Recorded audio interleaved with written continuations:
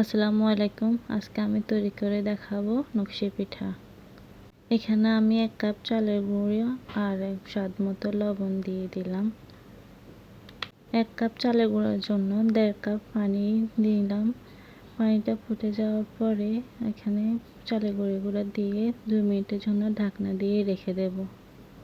2 minute পরে ঢাকনাটা উঠিয়ে ভালোভাবে মিশিয়ে নিব। এখানে পানিটা কাপ দিয়ে মেপে নেবেন, তাহলে খুব ভালো হবে। এরপরে ভালোভাবে মিশিয়ে এটা আরও 5 মিনিটের জন্য ঢাকনা দিয়ে রেখে দেব। এই গোলাটা ঠান্ডা করে হাত দিয়ে মুথে নিচ্ছি, যতটা সম্ভব ভালো করে মুথতে হবে, তাহলে পিঠাটা বানাতে অনেক সহজ হবে।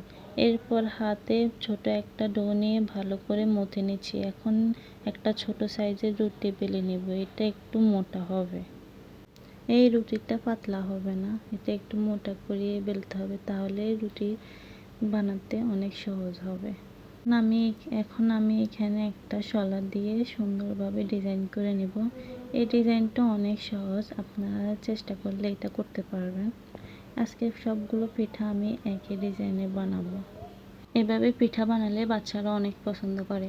আপনারা চাইলে আপনাদের বাচ্চাদের এভাবে পিঠা বানিয়ে খাওয়াতে পারেন। এখন আমি সবগুলো পিঠা তেলের মধ্যে ভেজে নেব। বেশি লাল করা যাবে না, এগুলো বেশি লাল করলে পিঠাটা যখন শিরাতে দেবেন তখন এটা দেখতে ভালো লাগবে না। হালকা একটু লাল করে এটা উঠিয়ে নেব। যখন এইরকম দেখতে হবে পিঠাগুলো, তখন উঠিয়ে নিতে হবে।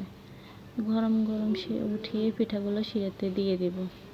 কিছুক্ষণ ভিজিয়ে রেখে শিরা থেকে পিঠাগুলো উঠিয়ে নিলে তৈরি হয়ে যাবে আমাদের নকশি পিঠা।